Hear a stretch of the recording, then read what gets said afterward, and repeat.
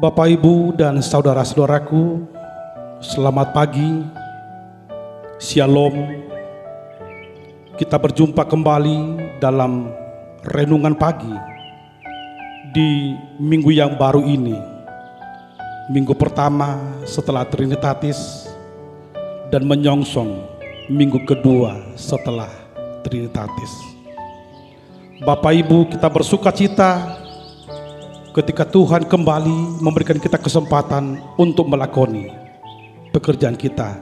Dan mari Bapak Ibu, kita serahkan seluruh aktivitas kita satu hari ini ke dalam tangan Tuhan. Kita bersekutu dengan firman Tuhan. Untuk itu Bapak Ibu, mari satukan hati dan pikiran kita. Kita bersatu di dalam doa. Kita berdoa. Damai sejahtera Allah yang melampaui segala akal dan pikiran manusia, itulah kiranya Ia menguasai hati dan pikiranmu di dalam Yesus Kristus. Amin. Bapak, Ibu, dan saudara-saudaraku, mari kita buka Alkitab kita.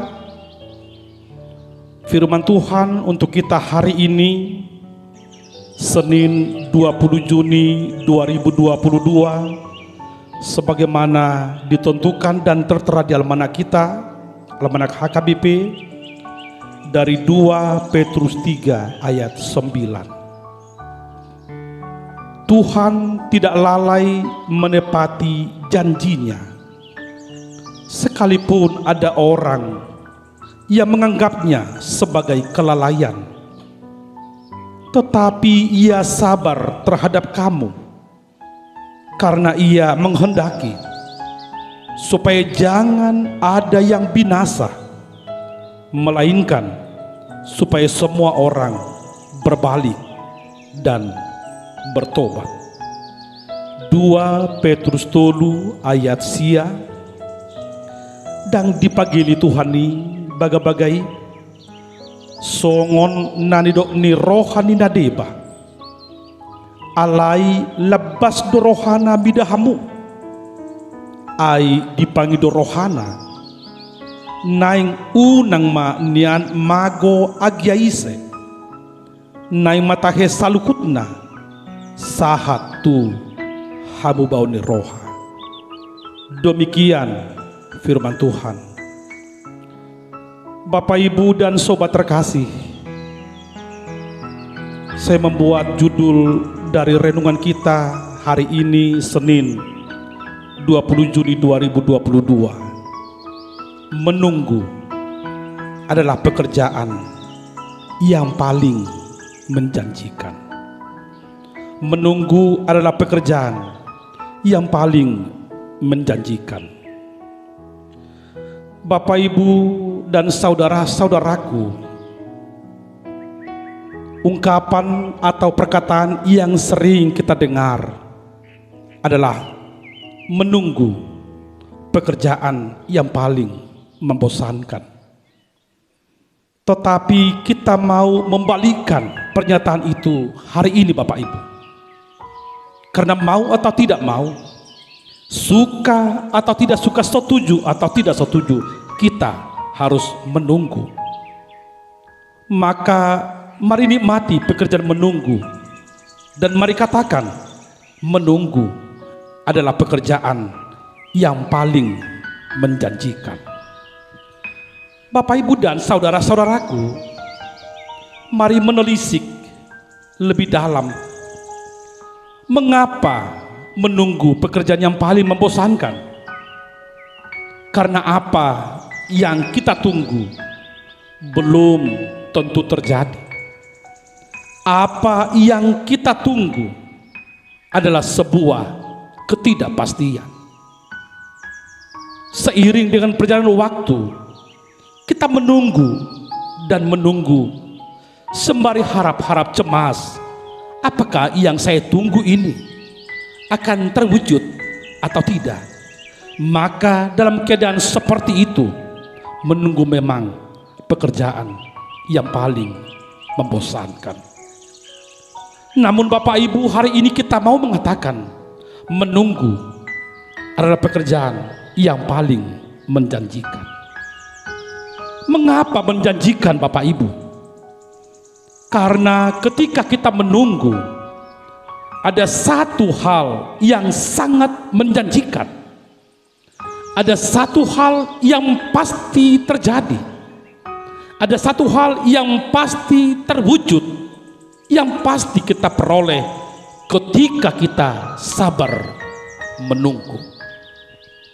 Bapak Ibu, itulah pewujudan iman. Iman ialah sebuah kemampuan untuk menunggu hingga saatnya tiba kepada janji yang sudah diberikan Tuhan. Bapak Ibu, saya mau memperdalam renungan hari ini dengan satu realitas sosial. Ada seorang pemuda yang melakukan sebuah MOU, melakukan sebuah kesepakatan dengan satu keluarga kaya. Dia diserahi tugas untuk mengurusi harta keluarga ini di satu desa yang jauh dari keramaian. Tentu dengan syarat-syarat perjanjian bahwa gajinya dan seluruh biaya hidup akan dikirimkan setiap bulan dengan besaran uang yang sangat menggiurkan. Bapak Ibu, kesepakatan pun ditandatangani, lalu mereka segera melakoni pekerjaan. Si pemuda pun diantar ke rumah, ke tanah dari keluarga kaya ini, dengan satu ketentuan si pemuda ini harus mengurusi semua harta kekayaan keluarga ini, luar dalam, rumah dan semua pekarangan. Dengan satu janji dari si bapak ini, suatu saat saya akan datang memeriksa pekerjaanmu. Apa yang terjadi Bapak Ibu? Tahun demi tahun si pemuda ini bekerja dengan ulet. Dia bekerja dengan sangat baik tanpa kenal lelah. Hingga semua orang di desa itu heran. Ada apa dengan si pemuda ini? Dia bekerja dengan sangat baik padahal tidak ada yang mengawasi dia. Tuannya tidak pernah datang. Pekerjaannya tidak pernah diperiksa. Tetapi dia bekerja begitu baik. Dia mencurahkan semua kekuatan, semua kemampuannya. Hampir tidak ada waktu yang kosong. Semua dia pakai untuk bekerja, mengurusi harta kekayaan keluarga tadi. Bapak Ibu, karena penduduk desa ini penasaran, hingga suatu hari mereka sepakat menjumpai si pemuda ini. Dan dalam perjumpaan itu mereka bertanya, "Mengapa kamu begitu tekun bekerja, padahal tuanmu tidak pernah datang?" Apa yang terjadi Bapak Ibu? Si pemuda berkata, "Apa urusan saya dengan tuan saya yang tidak pernah hadir, yang tidak pernah datang memeriksa pekerjaan saya? Urusan saya ialah bekerja. Dan saya mau pastikan kapanpun tuanku datang, maka dia akan melihat pekerjaan saya beres, tidak kurang satu apapun. Dan saya selalu membayangkan tuanku datang besok pagi-pagi benar, maka hari ini saya harus bereskan semua pekerjaan."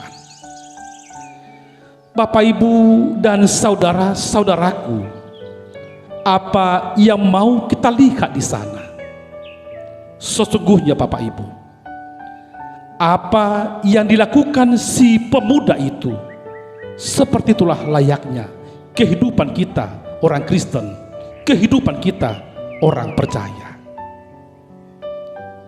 Kita diberikan Tuhan kesempatan menjalani hari-hari kehidupan kita. Kita menjalaninya sembari kita menunggu kapan Tuhan datang menjemput kita. Kapan Tuhan datang menghadirkan karya keselamatannya. Kapan Tuhan datang memberikan upah atas keulitan dan pekerjaan kita. Bapak Ibu, penegasan seperti ini sangat penting, terutama dalam kehidupan umat Kristen di masa nas kita, di masa Surah Petrus, di penghujung abad yang pertama. Orang Kristen yang hidup di zaman itu masih boleh kita sebut Kristen generasi pertama. Yang ada di benak mereka ialah immediately eschatology. Kristus akan datang dengan segera. Kapan datangnya? Hari ini, selagi kita masih hidup. Tetapi tunggu, Tuhan tidak kunjung hadir. Tuhan tidak kunjung datang. Hingga ada suara yang mengatakan delay eschatology, kedatangan Tuhan yang tertunda. Bapak Ibu, mereka pun kecewa. Ada yang tawar hati dan ada yang sampai meninggalkan kekristenan. Bapak Ibu dan saudara-saudaraku, ke dalam situasi seperti itulah nas ini dihadirkan. Benar, orang Kristen pada waktu itu sedang menderita.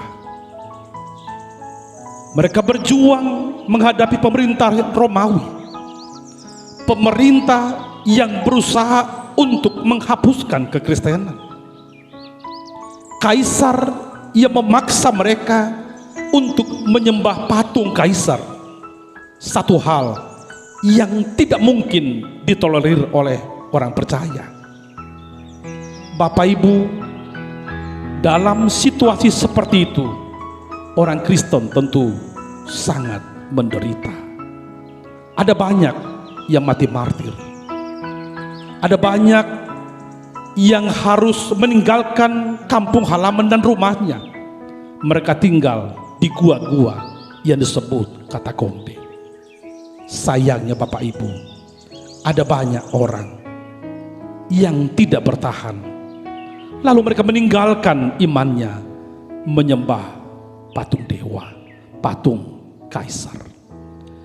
Bapak Ibu dan saudara-saudaraku, dalam situasi seperti itu, pekerjaan menunggu tentu sebuah pekerjaan yang sangat membosankan dan sepertinya pekerjaan yang sia-sia. Itu sebabnya Rasul Petrus dalam nas kita menegaskan bahwa Tuhan tidak pernah lalai dengan janjinya. Mengapa Tuhan sepertinya Bapak Ibu menunda kehadirannya? Sebenarnya Tuhan memberikan kesempatan bagi orang-orang yang selama ini menyimpang dari jalannya untuk bertobat, kembali ke jalan yang benar. Mengapa demikian? Karena Tuhan tidak menghendaki orang jahat itu binasa, tetapi Tuhan menghendaki, Tuhan menginginkan mereka bertobat, mereka kembali ke jalan yang benar. Itu sebabnya Tuhan memberikan kesempatan. Bapak Ibu dan saudara-saudaraku, nas ini juga menjadi pembelajaran, menjadi perenungan untuk kita. Selagi Tuhan memberikan kita waktu, memberikan kita kesempatan, mari pakai dengan baik. Bapak Ibu, bukan urusan kita kapan Tuhan hadir. Urusan kita ialah bekerja dan bekerja dengan baik. Dan mari pastikan Bapak Ibu, kapanpun Tuhan hadir, kapanpun Tuhan datang, kita membereskan segala pekerjaan kita dan kita siap dengan semua yang diamanatkan oleh Tuhan. Bapak Ibu dan saudara-saudaraku, dibutuhkan sebuah kesadaran. Mari melakukan introspeksi diri. Mari memeriksa kehidupan kita. Tentu ada banyak hal yang harus kita perbaiki. Selagi Tuhan berikan waktu, mari Bapak Ibu perbaiki jalan kehidupanmu. Pastikan kita on the track, kita on the way, kita berada di jalan Tuhan hingga pada waktunya kita sampai ke tujuan hidup kita, kita beroleh kehidupan yang kekal. Bapak Ibu, indah sekali hidup ini kalau kita selalu berada di jalan Tuhan. Mari menikmati kesempatan demi kesempatan, hari demi hari yang diberikan oleh Tuhan, hingga hidup kita senantiasa dinamis dan dilayakkan, diperkenankan untuk memuji dan memuliakan nama Tuhan. Selamat memperbaiki diri, selamat membangun hidup yang berkualitas, dan selamat menjalani aktivitas keseharian kita. Tuhan memberkati. Amin.